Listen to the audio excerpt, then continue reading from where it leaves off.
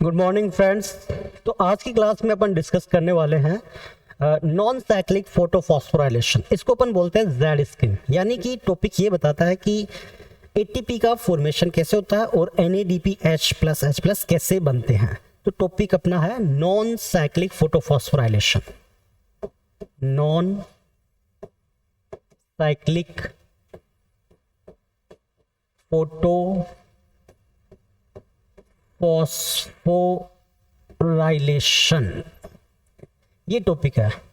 इसी को बोला जाता है जेड स्किन। ठीक है फ्रेंड्स, देखो फोटो का मतलब क्या होता है?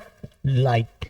फॉस्फोराइलेशन का मतलब एटीपी का फॉर्मेशन। ये जो एटीपी बनने वाला है वो कौन से मैनर में बनेगा? Non cyclic. इसको देखते हैं। नॉन साइक्लिक का मतलब क्या है? जैसे वाटर की जब स्प्लिटिंग होगी तो वहां से इलेक्ट्रॉन निकलेगा, वो साइकिल फॉर्म में नहीं घूम रहा, वो एक बार आया और निकल गया, दोबारा नहीं आया। इसका मतलब ये नॉन साइक्लिक है। तो नॉन साइक्लिक को समझने के लिए अपन को सबसे पहले चाहिए दो फोटो सिस्टम। इसको एक तो होता है फोटो सिस्टम फर्स्ट और एक होता है फोटो सिस्टम सेकंड। ये जो इनके नाम दिए गए हैं वो इनके डिस्कवरी के बेस पे दिए गए। फोटो सिस्टम फर्स्ट को पहले खोजा गया तो इसको फर्स्ट बोल दिया, उसको सेकंड को बाद में। लेकिन इसकी वर्किंग कैसे होती है? वर्किंग में सबसे पहले जो काम आता है वो आता है photo system second. Photo system second. Photo system second का नाम है P680।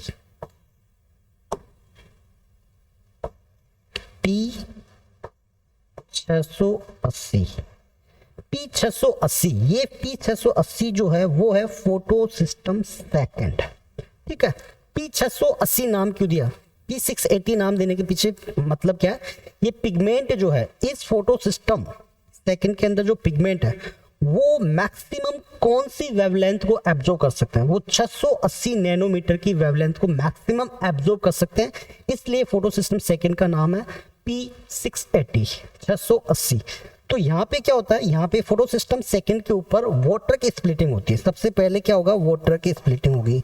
वाटर की स्प्लिटिंग होगी तो क्या होगा? मैंने अभी कुछ टाइम पहले आपको बताया था, वाटर की स्प्लिटिंग होती है तो एक तो निकलता है ऑक्सीजन, ये तो निकल जाएगा एनवायरमेंट में।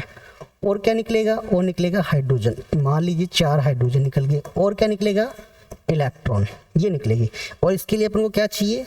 मैग्नीज चाहिए और क्लोरीन चाहिए। तो ये वाटर की स्प्लिटिंग हो रही है किसकी प्रेजेंस में? सनलाइट। अब ऐसा तो है नहीं कि वोट ये जो पूरा रिएक्शन जो चल रहा है वो यहाँ पे चल रहा है, फोटो सिस्टम सेकंड के ऊपर चल रहा है। जब लाइट आती है तो इस फोटो सिस्टम सेकंड का इलेक्ट्रॉन जो है एक्साइट होकर इस ऑर्बिट को छोड़ देता है और यहाँ पर किसी दूसरे ऑर्बिट के अंदर बैठा हुआ है फियोफाइटिन। कौन बैठा हुआ है? फियोफाइटिन। ये है प्राइमरी इलेक्ट्रॉन एक्सेप्टर किसका? फोटो सिस्टम सेकंड का। यानी कि यहाँ से जैसे इलेक्ट्रॉन निकला वो सबसे पहले किसके पास गया? फियोफाइटिन के पास गया। तो ये प्राइमरी इलेक्ट्रॉन एक्सेप्टर। अब यहाँ का इलेक्ट्रॉन तो निकल गया, जैसे जैसे लाइट आती जाएगी इलेक्ट्रॉन निकलते जाएंगे। क्या निकलते जाएंगे? इलेक्ट्रॉन निकलते जाएंगे। अब आप सोचोगे सर इसके पास इलेक्ट्रॉन कहाँ से आएंगे? तो यहाँ पर वाटर की स्प्लिटिंग भी तो हो रही है। ये जो इलेक्ट्रॉन है यहाँ पे काम आएंगे। जैसे इलेक्ट्रॉन निकल गया तो यहाँ से इलेक्ट्रॉन निकला, सबसे पहले किसके पास पहुंचा? फियोफाइटिन। फियोफाइटिन क्या है? प्राइमरी इलेक्ट्रॉन एक्सेप्टर है।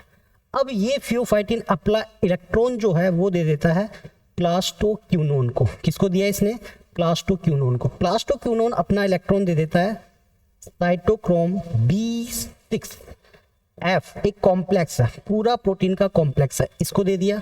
इसके बाद ये इलेक्ट्रॉन चला जाता है PC यहाँ पे प्रियंका चोपड़ा नहीं है, ये है प्लास्टोसाइनिन, इसके पास चला गया। और यहाँ से इलेक्ट्रॉन जो निकल कर आएगा फोटो सिस्टम फर्स्ट के पास, जिसका नाम है P700 और ये है PS फर्स्ट। वर्किंग देखना, फोटो सिस्टम सेकंड पहले काम कर रहा है और फोटो सिस्टम फर्स्ट बाद में काम कर रहा है। ठीक है, तो फोटो सिस्टम फर्स्ट का P700 नाम देने के पीछे कहानी क्या है कि इसके अंदर जो पिगमेंट है वो मैक्सिमम कितनी वेवलेंथ को एब्जॉर्ब कर सकते हैं? 700 यानी 700 नैनोमीटर की वेवलेंथ को ये एब्जॉर्ब कर सकते हैं, इसलिए इसका नाम है P700।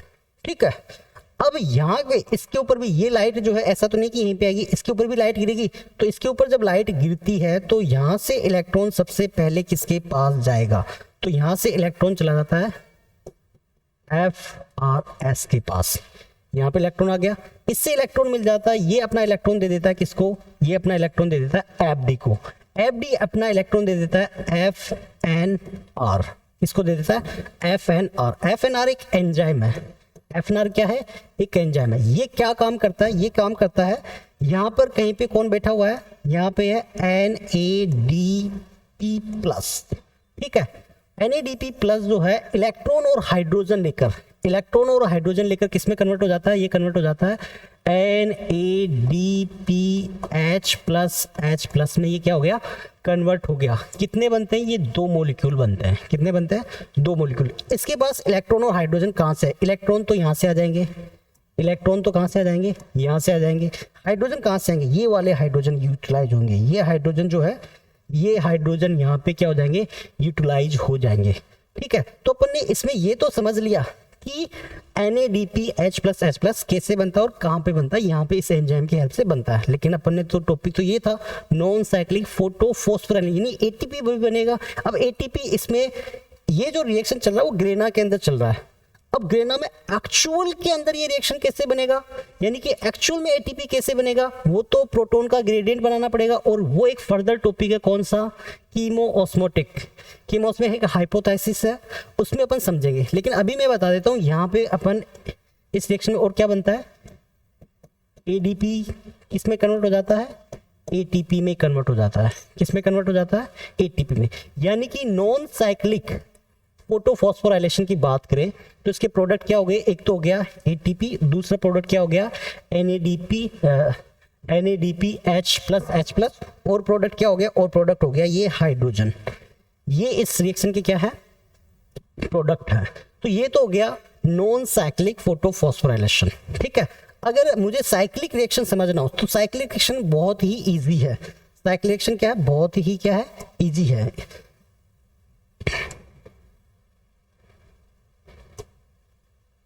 साइक्लिक रिएक्शन, इसी में अगर मैं साइक्लिक रिएक्शन बता दूं तो साइक्लिक रिएक्शन को कैसे बना सकते हो कि इसको मिटा दो आप, ये अपने आप कोई काम का नहीं रहा, इसको मिटा दिया, यहां तक मिटा दो, ये इसको अपन मिटा देते हैं, ये अपने कोई काम का नहीं है।